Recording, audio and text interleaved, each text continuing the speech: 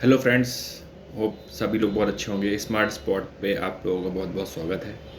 आज मैं जिस टॉपिक के बारे में बात करना चाहता हूँ वो एक टॉपिक है कार इंश्योरेंस। तो कार इंश्योरेंस जनरली जो हम समझते हैं कि कार हम एक्सीडेंट होता है तो थर्ड पार्टी और कम्प्रिहेंसिव ये कवर करते हैं।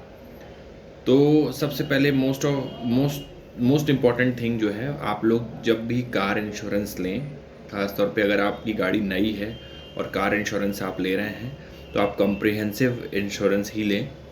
और जिसमें कि जो है कम्प्रिहेंसिव इंश्योरेंस लेते हैं तो उसमें कई सारे राइडर्स होते हैं, एड ऑन्स होते हैं, उनको ज़रूर लें।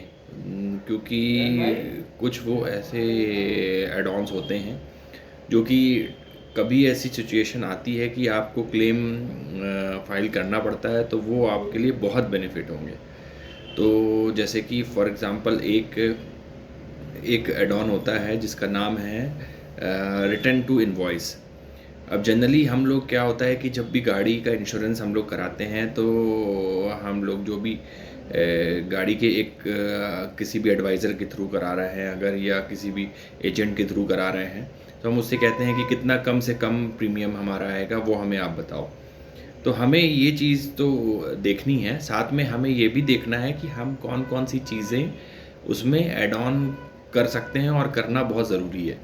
जैसे कि मैंने बताया कि एक जो है रिटर्न टू इनवॉइस, ये बहुत इम्पोर्टेंट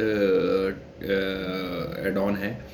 इसमें क्या होता है रिटर्न टू इनवॉइस में, जब भी आपकी गाड़ी का एक्सीडेंट होता है, या आपकी गाड़ी जो है कहीं चोरी हो गई, या किसी ऐसी सिचुएशन में आ गई कि बाढ़ आ गई, या आपकी गाड़ी बह गई है बाढ़ में, कोई भी एक्स वाई जेड सिचुएशन जो ऐसी आ गई जिसमें आपकी गाड़ी रिपेयरेबल नहीं है, और आपके वर्कशॉप वाले ने, ऑथराइज वर्कशॉप स्टेशन ने जो है ये कह दिया कि ये गाड़ी रिपेयरेबल नहीं है, और अगर रिपेयरेबल है तो ये बहुत ज़्यादा टाइम, 2 महीना, 3 महीना, 4 महीना लग सकते हैं।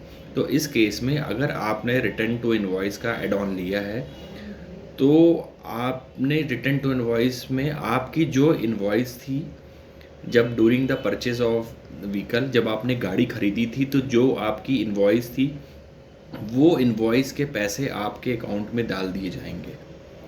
तो ये बहुत लोगों को पता नहीं हुआ है ये चीज़ कि इंश्योरेंस में ये एड ऑन लेना बहुत ज़रूरी है। ख़ास तौर पे गाड़ी अगर आपकी नई है, या 1 साल, 2 साल, 3 साल, मतलब 5 साल के भी अंदर की आपकी गाड़ी है, तो आप मस्ट है कि ये रिटर्न टू इनवॉइस लीजिए। क्योंकि कोई भी ऐसी सिचुएशन आती है अगर, कि गाड़ी आपकी नहीं मिली आपको, या गाड़ी आपकी रिपेरेबल नहीं है, तो आपको रिटर्न टू इनवॉइस के जो पैसे हैं, जो आपकी इनवॉइस थी उसके पैसे आपको पूरे मिल जाएंगे। और अगर आपके रिटर्न टू इनवॉइस का ऑप्शन आपने नहीं लिया था आपके इंश्योरेंस में, तो फिर आपकी जो भी आईडीवी वैल्यू होगी, जो भी डिप्रिशिएटेड वैल्यू होगी, वो आपको दे दी जाएगी, जो कि बहुत कम होती है। फॉर एग्जांपल अगर कोई गाड़ी 10 लाख रुपए की है, तो उसकी आईडीवी वैल्यू जो भी होगी, तो अगर हार्ड मान के चलें कि 3 लाख, 4 लाख, 5 लाख, इससे ज़्यादा, मतलब वो फिर इंश्योरर और वो सब चीज़ों के ऊपर डिपेंड हो जाता है कि वो लोग कितना पैसा देना चाहते हैं, कितना कम से कम वो लोग आपको ऑफ़र करेंगे। तो ये मुझे एक इम्पॉर्टेंट टॉपिक था जो आप लोगों के साथ में शेयर करना था। होप आप लोग जब भी इंश्योरेंस लें तो ये एडवाइज़र के थ्रू लें, एजेंट के थ्रू लें, या खुद भी अगर ले रहे हैं आप, तो ये आप सर्च करिए कि आपका जो भी, जिस कंपनी से आप ले रहे हैं, तो रिटर्न टू इनवॉइस वाला ऑप्शन आप ज़रूर ऑप्ट करिए।